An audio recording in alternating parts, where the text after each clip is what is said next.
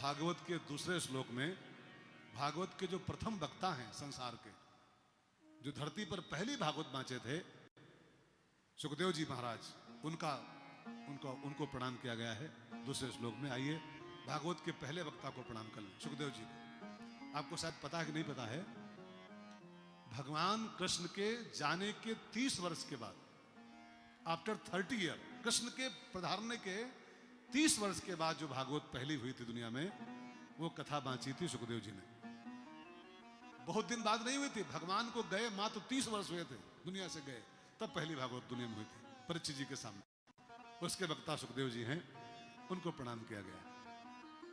अच्छा, एक बात जान लो भाई बहनों, पीछे आवाज आ रही, पीछे वालों, पीछे आवाज मिल रही है? ठीक है, सुनो, ध्यान दो। सुखदेव का अर्थ क्या होता है?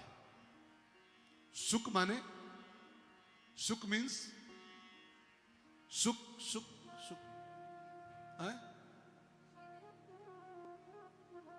सुख का अर्थ क्या होता है? तोता। सुख माने तोता होता। कहीं कहीं भागवत में तोता बांधते भी हैं, प्लास्टिक वाला तोता लाते हैं, बांधते हैं कि सुखदेव जी कथा कर रहे हैं। सुख माने तोता होता है। तो सुखदेव जी तोता थे क्या? तोता नहीं थे वो। नाम उनका भले सुखदेव है, लेकिन वो तोता नहीं थे, महात्मा थे वो। सुख एक पक्षी का नाम नहीं होता जी, सुख एक स्वभाव का नाम होता है। ध्यान देकर सुनिएगा। जैसे रामायण में लिखा है रावण कुत्ता, सो दसी स्वान, रावण कुत्ता। रावण कुत्ता था क्या? कौन था रावण? वो तो पंडित था, ब्राह्मण था बेचारा, है ना? लेकिन लिखा है साहब साहब रावण कुत्ता। इंद्र का बेटा कौवा, वो जयंत कौवा, कौवा बना था, तो क्या कौवा था? वो इंद्र का बेटा है, वो इंद्र का बेटा है, सगा देवराज का पुत्र है वो, लेकिन लिखा है कौवा। तो कौवा था नहीं वो, कौवा एक स्वभाव का नाम होता है, कुत्ता एक स्वभाव होता है, ऐसे तोता भी एक स्वभाव होता है। तोता माने क्या? सुख माने तोता, और तोता माने वो जो पालते हो नहीं। तोता माने होता है जो किसी फल को थोड़ा सा पहले खा ले, उसका टेस्ट ले ले, और फिर वो अकेले खा के छुट्टी कर दे, ऐसा नहीं। पहले थोड़ा सा चख ले, खुद रस ले ले, और फिर उसका डंठल काट दे, और काट के उसको नीचे गिरा दे उस फल को, फिर उस फल को पूरा समझ पाए। बात समझ गए? इसको बोलते हैं तोता। जो पहले थोड़ा स्वाद खुद ले ले और फिर उस फल को काट के गिरा दे दुनिया धरती पर, उसको फिर दुनिया भर के लोग पावे, उसका नाम तोता होता है। सुखदेव जी तोता इसलिए कहे गए हैं कि पहले भागवत खुद पिया, थोड़ा सा स्वाद उसका ले लिया, तपस्या छोड़ के आए, भागवत पढ़ी, और भागवत पढ़ने के बाद पढ़ के बैठे नहीं, वो निकल पड़े भागवत का रस पिलाने के लिए। जो स्वयं रस ले ले और दूसरे को उसका रस पिला दे, उसका नाम सुख होता है, सुखदेव।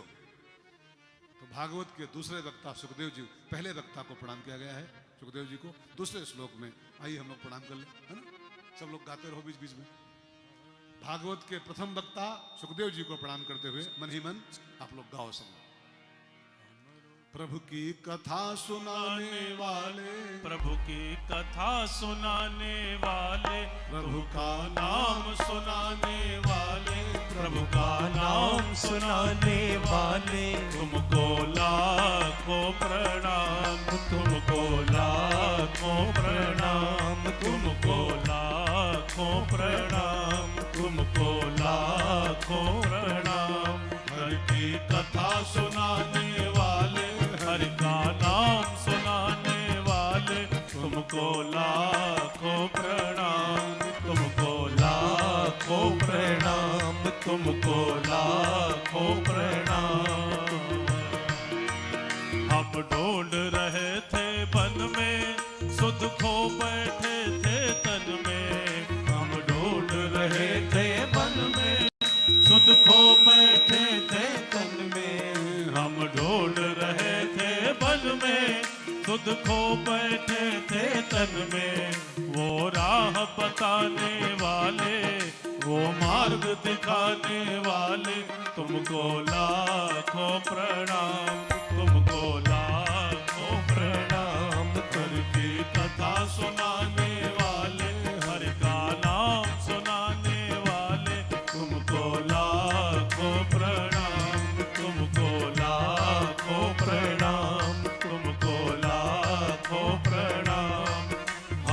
पीकर विष का प्याला जा रहे थे यम के गाला।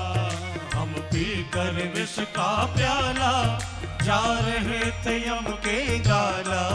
वो पीकर विष का प्याला जा रहे थे यम के गाला। हम पीकर विष का प्याला जा रहे थे यम के गाला। वो सुधा पिलाने वाले, वो अमृत पिलाने वाले, तुमको लाखों प्रणाम, तुमको लाखों प्रणाम। उनकी कथा सुनाने वाले, हरि का नाम सुनाने वाले, तुमको लाखों प्रणाम, तुमको लाखों प्रणाम, तुमको लाखों प्रणाम, तुमको लाखों प्रणाम। भागवत के सेकंड श्लोक में भागवत के वक्ता सुखदेव जी को प्रणाम किया गया। उनका बड़ा बढ़िया परिचय कराया गया। यम प्रव्रजंत, जो कथावाचक लोग होते हैं ना, वो हमेशा घूमते रहते हैं। यम प्रव्रजंत। हम लोग अभी परसों घर पहुंचे, शाम को परसों घर आए। नरसों आए थे, मैंने 2 दिन पहले, अब कल इधर चल दी। अब यहाँ से पहुंचेंगे 4 तारीख को, 5 को फिर निकल जाएंगे। यम प्रव्रजंत। हम लोगों के जो बच्चे हैं परेशान रहते हैं, तुम्हारे कोई दूसरा काम है कि नहीं है? कुछ तुमको घर परिवार की फिक्र है कि नहीं है? कभी चैन से बैठा करो, घर में भी बैठते नहीं कभी। यम प्रव्रजन। कथावाचक बैठ नहीं सकता है। क्यों? क्योंकि वो परोसने वाला आदमी है। आपने कभी भंडारा देखा हो? तो भंडारा, लंगर में 2 लोग होते हैं। एक तो बैठ के खाते हैं, एक भाग भाग के परोसते हैं। भाग के इस कोने से उस कोने भाग के परोसते हैं।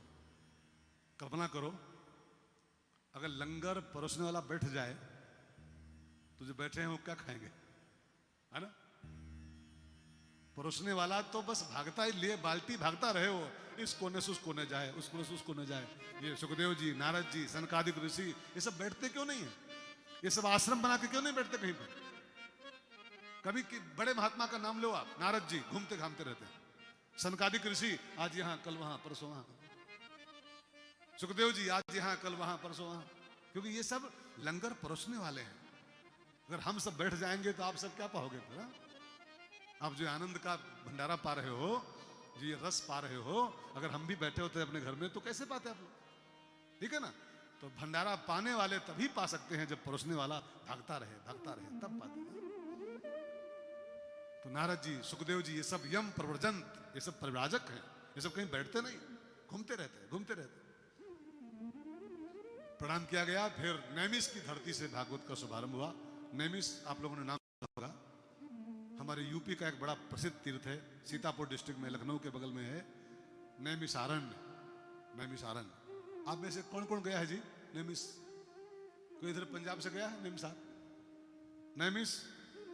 नहीं गए हो आप? गए माता जी? वाह। उधर पीछे कोई नैमिष नहीं गया है? हे भगवान, इधर